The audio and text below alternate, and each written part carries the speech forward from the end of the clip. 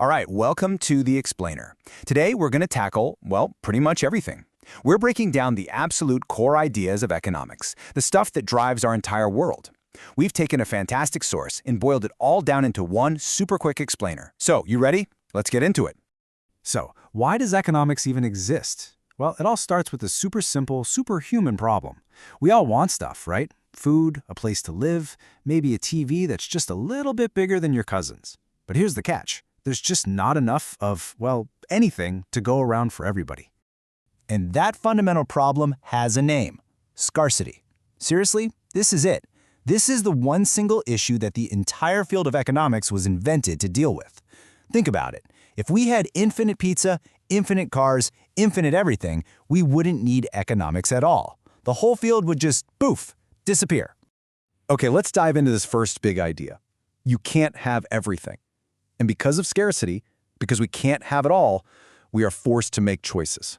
Every single day. I'm talking big choices, small choices, what to buy, where to live, even what you're having for lunch. It's all about choices.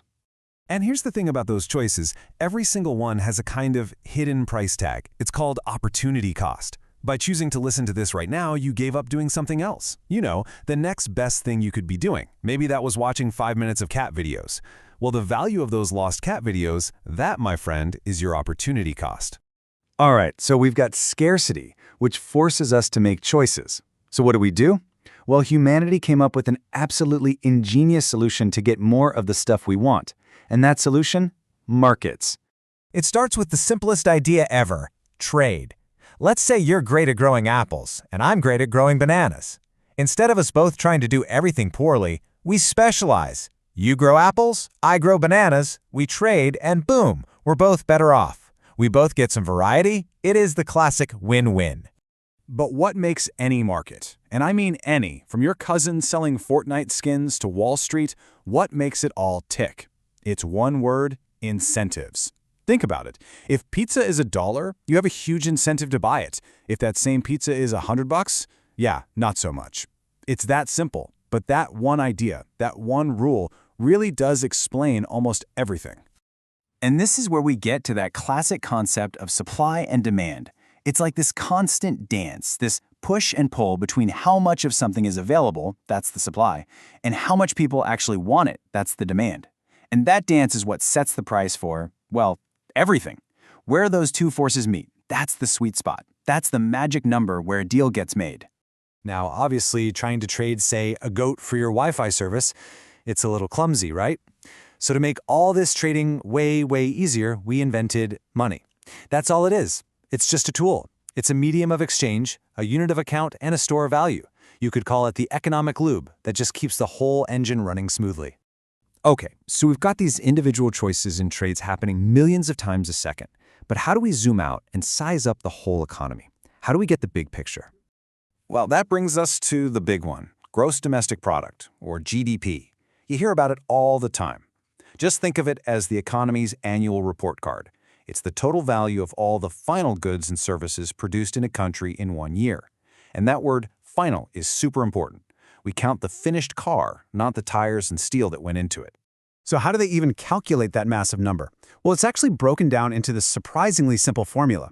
You can fit literally all the economic activity into just 4 buckets. First, C is for consumption. That's you and me buying stuff. I is for investment. That's businesses buying new machines and buildings. G is for government spending, roads, schools, the military. And finally, X minus M is net exports. That's just all the stuff we sell to other countries minus all the stuff we buy from them. But, and this is a big but, GDP is not a perfect measure, not even close. It misses a ton of stuff. It doesn't count unpaid work like a parent raising kids. It doesn't count any black market activity. And, most importantly, it has absolutely nothing to say about whether we're all happy or if our environment is healthy. So yeah, GDP is useful, for sure, but it does not tell the whole story. So you've got this giant, complex economy. Who are the managers? Who's actually in control, or at least trying to be? Well, you basically have 2 main players at the steering wheel. On one side, you have the central banks, like the Fed in the US. Their toolkit is monetary policy, things like raising or lowering interest rates. On the other side, you've got the government. Their toolkit is fiscal policy, and that's all about taxes and government spending. 2 different groups, 2 different sets of tools, both trying to steer the economy. And if you ever wonder what happens when monetary policy goes catastrophically wrong, just look at this number. That was the annual inflation rate in Zimbabwe in 2008. I mean, I don't even know how to say that number. It's 89.7 sextillion%. It got so bad they were printing $100 trillion bills that were worthless. You couldn't even buy a loaf of bread with one. It's just a mind-blowing example of what's at stake. Now, over on the government side of things, fiscal policy, it's a similar story. When the government spends more money than it brings in through taxes, that creates a deficit for the year. And when those deficits pile up year after year after year, that becomes the national debt.